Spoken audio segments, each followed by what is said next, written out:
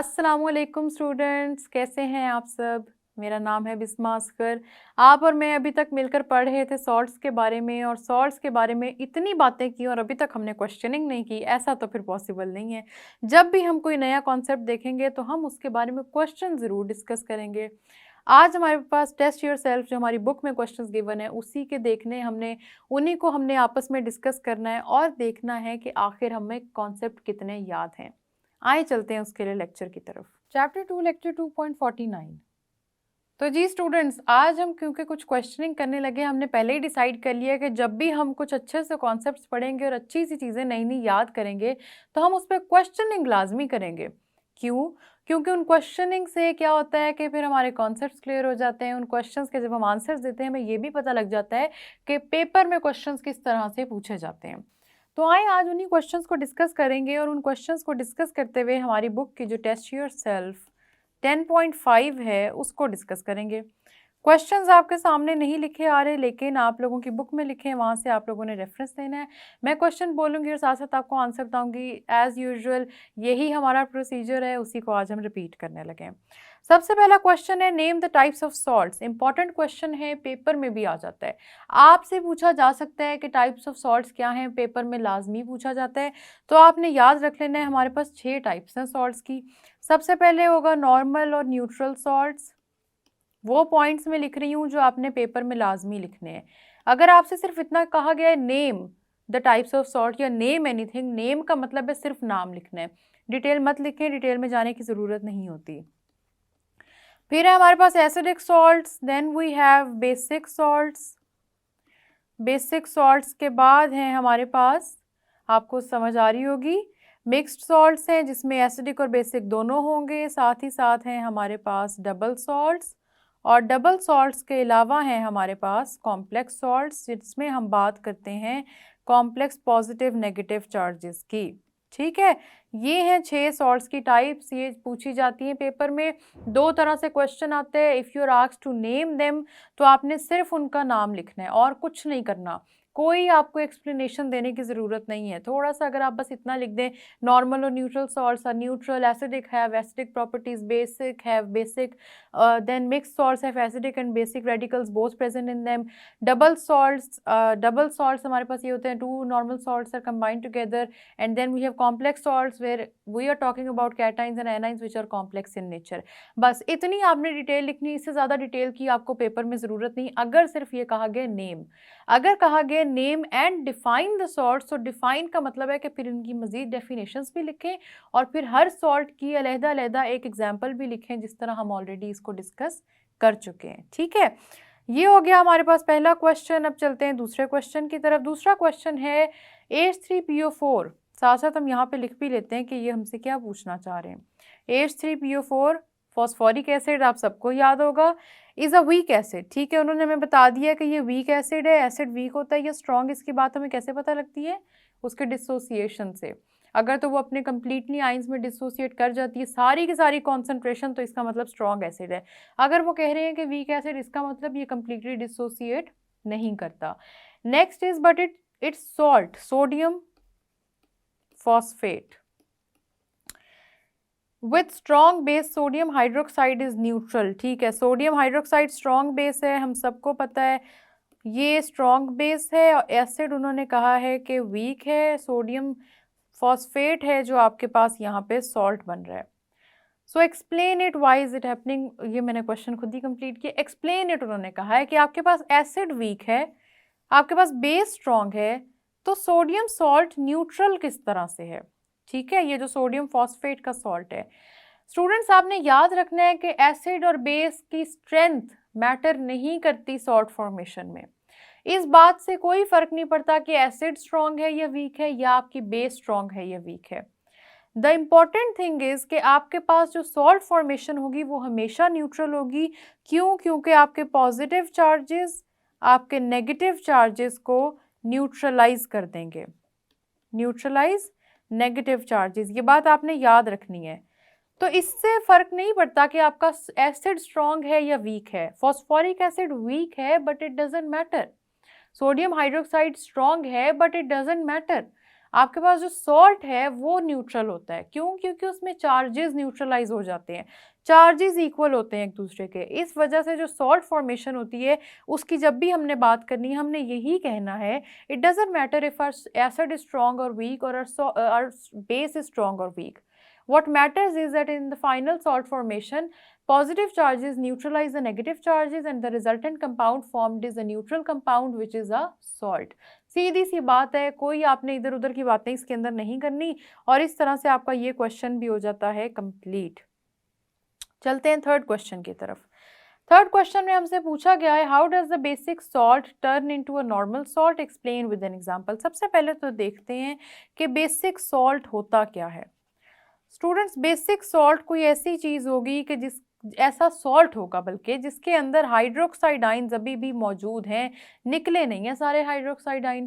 कब hydroxide ions नहीं निकलते? जब आपके पास कोई पॉलीहाइड्रोक्सी बेस होती है, मतलब उसके अंदर बेसिक जो बेस है उसके अंदर आपके पास बहुत ही ज़्यादा हाइड्रोक्साइड आइन्स मौजूद हैं। पॉलीहाइड्रोक्सी बेस है, बहुत ज़्यादा हाइड्रोक्साइड आइन्स मौजूद हैं, वो सारे इकट्ठे नहीं निकले, जब एसिड के साथ रिएक्ट किया तब आपका सॉल्ट होता है, जो बनता है वो है बेसिक सॉल्ट। अब उन्होंने कहा explain with an example. Explain तो हमने एक बात तो कर दी कि what are basic salts, these are polyhydroxy bases with a lot of hydroxide ions in them which are not replaced at once. ठीक है, अब हम बात करते हैं एग्जाम्पल की। एग्जाम्पल के लिए मुझे जो बहुत ईजी एग्जाम्पल लगती है मैं आपको वो करवाऊंगी। यहाँ पे आपको जो भी इजी लगती है आपने वो कर लेनी है, लेकिन इस बात का ध्यान रखना है कि सारे स्टेप्स कंप्लीट करने हैं। हम पूरा का पूरा सॉल्ट आपका एंड पे न्यूट्रल बनना चाहिए, उसमें हाइड्रोक्साइड आइन्स नहीं रहने चाहिए। ठीक है, मुझे जो इजी लगती है वो है एल्यूमिनियम हाइड्रोक्साइड। ठीक है, एल्यूमिनियम हाइड्रोक्साइड का रिएक्शन HCl के साथ। यहाँ पे क्या होगा, क्योंकि एसिड बेस रिएक्ट कर रहे हैं तो सबसे पहले आपका इस हाइड्रोजन और हाइड्रोक्साइड से वाटर फॉर्मेशन हो जाएगी और साथ ही साथ एक हाइड्रोक्साइड निकला है, दो ऑलरेडी प्रेजेंट है और क्लोरीन भी आके जुड़ जाएगा, तो दूसरा जो कंपाउंड बनेगा वो होगा Al, 2 हाइड्रोक्साइड और साथ में क्लोरीन।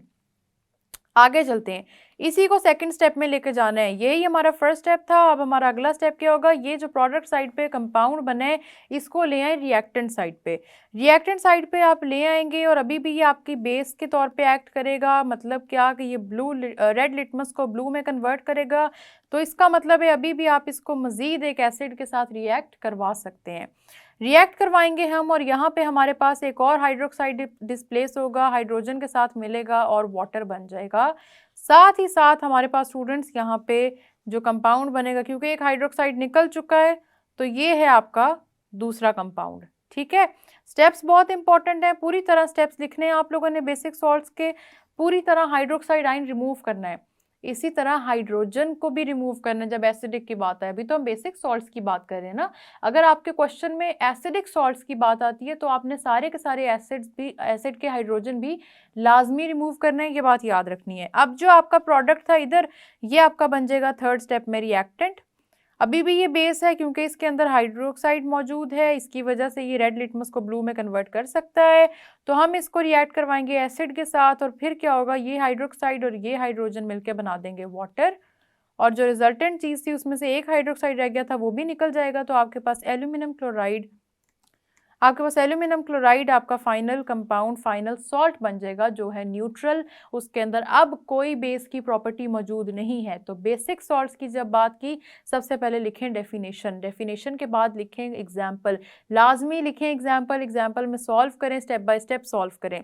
ये नहीं करना आपने कि एल्यूमिनियम हाइड्रोक्साइड से डायरेक्टली आपने एल्यूमिनियम क्लोराइड बना दिया और दरमियान में बताया ही नहीं कि इतने ज़्यादा हाइड्रोक्साइड आइंस कैसे रिमूव हुए। ठीक है, तो एसिडिक सॉल्ट्स की भी जब बात होगी उसमें भी आपने ऐसे ही करना है, जितने हाइड्रोजन है सारे के सारे रिमूव करके स्टेप बाय स्टेप रिएक्शंस लिखने हैं, स्टेप बाय स्टेप दिखाना है कि किस तरह से रिमूव हुए हैं। ठीक है, ये वाली बात समझ में आ गई। ये वाला क्वेश्चन भी हमारा हो गया कंप्लीट। अब हम चलते हैं नेक्स्ट क्वेश्चन की तरफ। Next question is what are complex salts. Complex salts की बात आ रही है और आप सबको याद है अब तो कि कॉम्प्लेक्स सॉल्ट्स वो थे कि जिनका इस बात से कोई ताल्लुक नहीं था कि उनके अंदर एसिडिक प्रॉपर्टीज़ हैं या नहीं, या उनके अंदर बेसिक प्रॉपर्टीज़ हैं या नहीं। कॉम्प्लेक्स सॉल्ट्स का ताल्लुक सिर्फ इतनी सी बात से है कि उनके अंदर एनाइन मतलब के नेगेटिव चार्ज और पॉजिटिव चार्ज किस तरह के प्रेजेंट है। तो व्हाट मैटर्स इज के एनाइन और कैटाइन्स किस तरह के प्रेजेंट हैं। Either your anion can be a simple one or it can be a complex one. ठीक है, ये सिंपल भी हो सकता है, कॉम्प्लेक्स भी हो सकता है। Same goes with your cation, it either it can be a simple one और अ कॉम्प्लेक्स वन। ठीक है, आपके सिंपल का कॉम्बिनेशन बनेगा कॉम्प्लेक्स के साथ, सिंपल एनाइन है तो कॉम्प्लेक्स कैटाइन होगा। ठीक है, और आपके पास अगर सिंपल कैटाइन है तो कॉम्प्लेक्स एनाइन होगा। कॉम्बिनेशंस कुछ इस तरह से बनेंगे, ये आपने याद रखना है। इंपॉर्टेंट एग्जांपल जो हमारी बुक में दी हुई है जिसमें सिंपल कैटाइन है वो है सिंपल कैटाइन पोटेशियम है हमारे पास। यहाँ पे पोटेशियम एक मेटल है, सबको याद है ना। और हमारे पास जो कॉम्प्लेक्स एनाइन है वो क्या था, आप सबको याद है। जो बुक की एग्जाम्पल है हम उसी को लेके यहाँ पे चलेंगे, वो है फेरो साइनाइड 6 और इस पूरे के ऊपर -4 का चार्ज। इस तरह से आप लिख के अगर एक्सप्लेन करना चाहें तो कर दें, लेकिन एंड पे पूरा का पूरा जो रिजल्टेंट बनता है ना कंपाउंड, उसका फॉर्मूला लाजमी आप लोगों ने लिखना है, ये नहीं आपने भूलना। ठीक है ना, क्योंकि ये फॉर्मूला लिखेंगे तो समझ आएगा कि आपको कॉन्सेप्ट पूरा है। तो ये है आपका पोटेशियम फेरोसाइनाइड, आपका फाइनल कॉम्प्लेक्स सॉल्ट जो बना है। और इसी तरह से कॉम्प्लेक्स सॉल्ट पे जब भी क्वेश्चन आएगा हमेशा पोटेशियम फेरोसाइनाइड का ही जिक्र आएगा। तो पोटेशियम फेरोसाइनाइड की स्टूडेंट्स आपने एग्जाम्पल लिख देनी है, ये एग्जाम्पल आ जाएगी। बाकी आपके पास एज इट इज़ डेफिनेशन है, डेफिनेशन में आपने बताना है कि पॉजिटिव और नेगेटिव चार्जेस जो होते हैं ना वो कॉम्प्लेक्स और सिंपल हो सकते हैं। ठीक है, अब चलते हैं हम लास्ट क्वेश्चन की तरफ। हमारा जो लास्ट क्वेश्चन है, लास्ट क्वेश्चन है sodium sulphate is a neutral salt, what are its uses. सबको याद होने चाहिए सारे के सारे सॉल्ट्स के यूजेस। एक बात मैं आपको बता दूं स्टूडेंट्स कि अगर आपको सारे यूजेस नहीं याद, एटलीस्ट वो यूजेस लाजमी याद कर लीजिएगा जो बुक की क्वेश्चनिंग के अंदर गिवन होते हैं। आपके बुक के अब टेस्ट योरसेल्फ में देखें, सोडियम सल्फेट का पूछ लिया उन्होंने, एक्सरसाइज में भी कुछ सॉल्ट्स का जिक्र होगा। तो जो बुक के क्वेश्चनिंग के हैं ना सॉल्ट्स, उनके आपने लाजमी याद कर लेना, क्योंकि मैक्सिमम पेपर आपका बोर्ड का जो आता है वो बुक में से आता है। तो बुक के सॉल्ट्स जिनको याद होंगे वो बड़े ही आराम से उन सॉल्ट्स के यूजेस को लिख लेंगे। सोडियम सल्फेट के यूजेस आप लोगों ने याद कर लेने हैं, क्या हैं, ग्लास, पेपर एंड डिटर्जेंट्स। कुछ याद आया? जिसको याद होगा उसको तो आ गया होगा पहले ही याद के, ठीक है, ग्लास, पेपर एंड डिटर्जेंट्स की मैन्युफैक्चरिंग के लिए यूज़ होता है। अगर आपको नहीं भी याद आया तो कोई बात नहीं, अभी देख लें, ये 3 चीज़ों की मैन्युफैक्चरिंग के लिए यूज़ होगा। कुछ भी याद ना आए तो सबसे पहले लिखिएगा it is used to manufacture other chemicals. ठीक है, कुछ ना याद आए तो आप लोगों ने, ये मैं आपको टिप दे रही हूँ, ये नहीं कह रही कि इस लाइन पे आपने सेंटेंस कंप्लीट कर देना है, आंसर कंप्लीट कर देना है। टिप है कि सबसे पहले ये लिख दीजिएगा it is used to manufacture other chemicals. ठीक है स्टूडेंट्स, इस तरह से आपने ये चीज़ सबसे पहले लिख देनी है। और अदर केमिकल्स में हमारे पास क्या क्या चीज़ें हैं, ग्लास है, पेपर है, डिटर्जेंट्स हैं, सोडियम सल्फेट में। ये 3 चीज़ें बहुत इंपॉर्टेंट है, याद कर लें, क्योंकि पेपर में बुक से क्वेश्चंस आते हैं। बुक के टेस्ट योरसेल्फ के अंदर ये दिया हुआ है, आप ये याद कर लें। इसके अलावा बाकी सॉल्ट्स के यूजेस भी याद कर लें। मैं आपको बिल्कुल इनकरेज नहीं कर रही कि आप सॉल्ट्स के यूजेस छोड़ दें, याद ना करें, उनको देखें ना, मैं आपको बिल्कुल ये नहीं कह रही। सारे के सारे सॉल्ट्स के यूजेस आपने याद करने हैं, सब के सब। सोडियम के सॉल्ट्स भी इंपॉर्टेंट हैं, कैल्शियम के सॉल्ट्स भी इंपॉर्टेंट हैं। इन सब सॉल्ट्स के यूजेस याद करें। उनमें से एक सोडियम सल्फेट हमारे टेस्ट योरसेल्फ में था, इसका यूज़ मैंने आपको बता दिया। इसके अलावा जो हमने अभी क्वेश्चंस डिस्कस किए हैं जिसमें टाइप ऑफ सॉल्ट्स हैं, टाइप ऑफ सॉल्ट्स बहुत इंपॉर्टेंट क्वेश्चन है। आपने देखा भी कि ये टाइप्स ईजी कितनी है। ठीक है, टाइप्स ऑफ सॉल्ट बहुत इंपॉर्टेंट क्वेश्चन है। साथ ही साथ सॉल्ट न्यूट्रल होना चाहिए, चाहे एसिडिक है चाहे बेसिक है, उसका फाइनल पॉइंट यही है कि आपने उसको न्यूट्रल सॉल्ट में कन्वर्ट करना है। और सॉल्ट न्यूट्रल ही होता है, it doesn't matter if your acid is strong और योर बेस इज स्ट्रॉन्ग। ठीक है, सॉल्ट हमेशा आपका होगा न्यूट्रल। इसके अलावा हमने बात कर ली कि नॉर्मल सॉल्ट्स क्या होते हैं, बाकी कॉम्प्लेक्स सॉल्ट्स क्या होते हैं। नॉर्मल सॉल्ट्स में हम एसिडिक और बेसिक सॉल्ट्स को नॉर्मल में कैसे कन्वर्ट करते हैं, याद रखना है स्टूडेंट्स आपने। जब भी एसिडिक और बेसिक सॉल्ट्स को नॉर्मल में कन्वर्ट करना है, सारे के सारे स्टेप्स लिखने हैं। एसिडिक और बेसिक सॉल्ट्स ने भी बनना नॉर्मल सॉल्ट ही है, न्यूट्रल सॉल्ट ही बनना है। उसमें ना एसिडिक कैरेक्टरिस्टिक होनी चाहिए ना बेसिक प्रॉपर्टी। ठीक है, तो आप लोगों ने क्या करना है, लिखना एंड पे वही न्यूट्रल सॉल्ट है। साथ ही साथ कॉम्प्लेक्स सॉल्ट में एक एग्जाम्पल है, इतनी मासूम सी एग्जाम्पल है पोटेशियम फेरोसाइनाइड की, वो आपने नहीं भूलनी है। और एंड पे जो हमारी ज़रूरी बात है, यूजेस ऑफ सॉल्ट्स, ये बहुत इंपॉर्टेंट है, इसको तो बिल्कुल भी नहीं भूलना। आप लोगों ने याद रखना है, इसको भूलने वाला काम तो बिल्कुल नहीं करना। हमारा ये चैप्टर एंड पे जा रहा है, एंड वाली चीज़ क्योंकि यूजेस ऑफ सॉल्ट्स हैं, तो ये मत कीजिएगा कि वो आप इसको याद ना करें, बाकी चैप्टर कर लें। अच्छे से कर लें, पेपर में मार्क्स ही आ जाएँगे ना। हार्मफुल तो है नहीं, चीज़ तो हमारे ही फ़ायदे की है।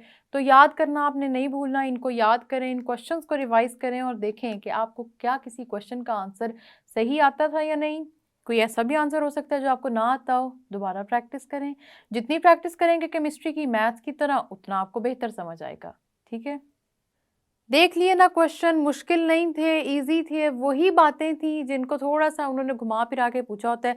घुमाया-फिराया भी नहीं होता, ईज़ी सी चीज़ें होती हैं जो सिर्फ़ दी इस तरह से होती हैं कि जब हम क्वेश्चन पढ़ते हैं ना, फिर हमें समझ नहीं आती। आप दोबारा इन क्वेश्चन्स को देखें, दोबारा समझें, दोबारा अपने कॉन्सेप्ट्स रिवाइज़ करें। जितना क्वेश्चन को देख के रिवाइज़ करेंगे, उतनी चीज़ अच्छी याद रह जाएगी और एंड पे बुक की बस एक ही दफ़ा रिविज़न करेंगे और हम पेपर के लिए तैयार हो जाएँगे। एक और छोटी-सी बात भी है अभी इस चैप्टर की, वो लेकिन करेंगे नेक्स्ट लेक्चर में। तो हम मिलेंगे नेक्स्ट लेक्चर में, तब तक के लिए इसी को रिवाइज़ करें। अल्लाह हाफ़िज़।